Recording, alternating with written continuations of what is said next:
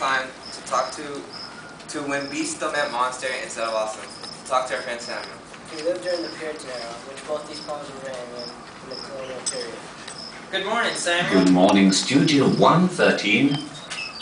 Have you read Housewifery by Edward Taylor and To My Dear Loving Husband by Anne Crosby? Yes, I have. In fact, I personally know both Edward and Dan. Can you give us information about them? Yes, I can. Edward Taylor fled to the American colonies to escape the English government because they were persecuting the Puritans. Upon arriving in Boston, he entered Harvard and graduated in 1671. He is currently a minister and a physician in a small farm and community of Westfield, Massachusetts. Taylor thought of his poetry as a form of personal worship and didn't allow many to see them. I was lucky enough to read some. Do you know anything about Anne? Yes, I do. Anne and her husband arrived in Massachusetts Bay Colony in 1630. Despite the hardships, she was able to devote her spare time to a very unladylike occupation, writing. So you're saying it was like a diary where she kept track of her everyday life? Yes, she wrote about her feelings and about the joys and difficulties of everyday Puritan life. In one, she wrote about giving childbirth and another about the death of her grandchild. Her brother-in-law arranged the publication in England of her collections because this is very unladylike and not tolerated. Thank you, Samuel, for the summary of both. It seems we've lost connection.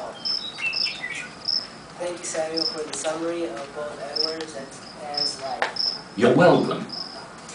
Let's analyze or look deeper into these poems.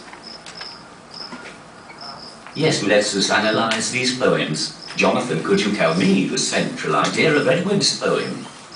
Yes, I can. Earlier this week, we analyzed the poem. We said that God is the creator of life and we're just small parts of his wheel. How did you come up with this? If you look in the first stanza of that sentence, God is creating the yarn-making process, creating the world, and we're just part of his wheel. Edward has a point. God controls our every move. That's not true. We make our own decisions, whether they're good or bad. Okay, let's not get into a dispute. Let's get back on topic. Now that we're on that note, Edward's poems isn't diverse or objectively. He only puts what he and most people during the time period believed. He is too subjectively or one-track minded. Precisely, Andrew. It's not universal because it's only relevant to the Puritan culture and beliefs.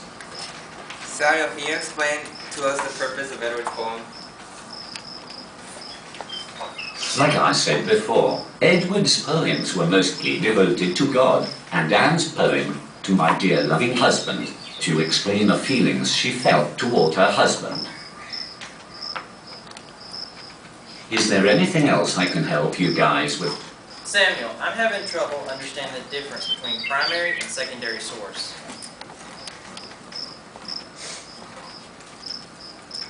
I can help with that, Andrew.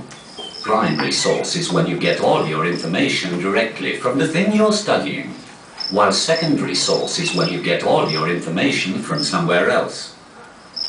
So Edward and Anne would be a primary source, and while you're a secondary source? Correct, Jiovany.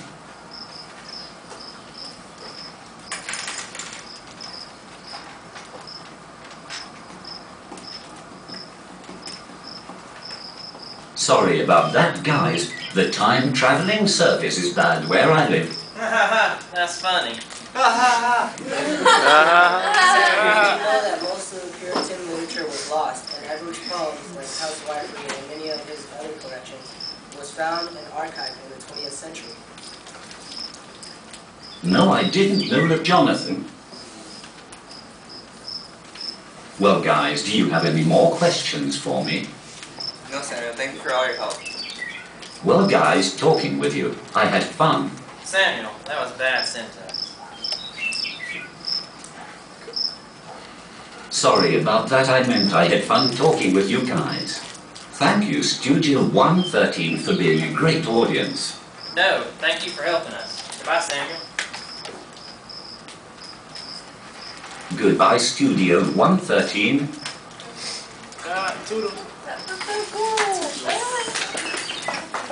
Alright, now, before we get put on the hot box, we're going to bring up our script for you, and we're going to show you in depth all of our words, our 21 vocabulary words.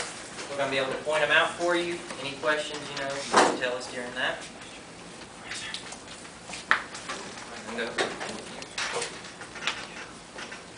My first word is connotation. Nowadays, people say beast instead of awesome. So like if you said that back then, they would think you're talking about a monster. So it's the connotation. We use denotation in the Puritan era and the colonial period.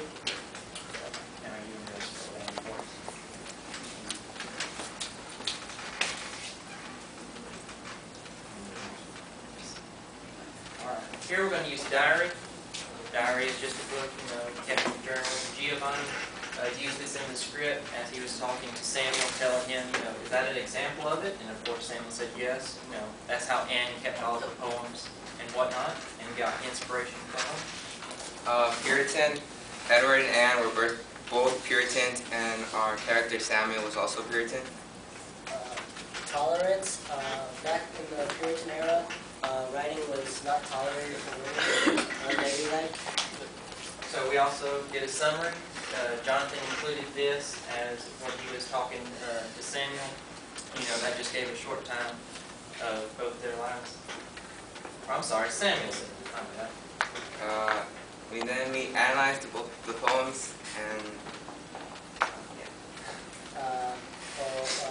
then Samuel asked me about the central idea, and I told him the central idea of Edward's poem was that God was the creator of life, and we were just small parts of his wheel. and then we just paraphrased that from the book. It wasn't word for word. And so then we come down to Samuel's line where God controls everything. We made the counterclaim that we still make our own decisions, that God's not in control of everything, but we make some irrational, rational decisions sometimes, and then He can repercussion us for them. And then we said that Edward's poems weren't that diverse or objectively, they were subjectively, because they just stick to his beliefs and wouldn't bring and counter other people's beliefs. And we use precisely as when Samuel said precisely, I feel like he was correct. Or that's what, yeah. And so we go down here to purpose. Each poem had a different purpose. Our first poem was describing again how God is the creator of life. We are small parts of that spinning wheel, and He has to spin us to keep us in the right direction. And then the second poem was how a woman stays true to her wife. A woman stays true to her husband. And they love each other throughout their lifetime. Primary source, Samuel was friends with both Edward and Anne, so he got his information from them, so that would be considered primary source. And we got our information from Samuel, which would be considered our secondary source. And our last word, never mind, more words. Archive. Archive was, we used it, Edward's poems were lost, and we said they were archived in the 20th century when they were found. And then syntax was when you said, well guys, talking to you, I had fun, but then we reordered the words, and it says, I had fun talking with you guys. And audience, well, he said we were a great audience with the studio. Now that's my point. Yeah.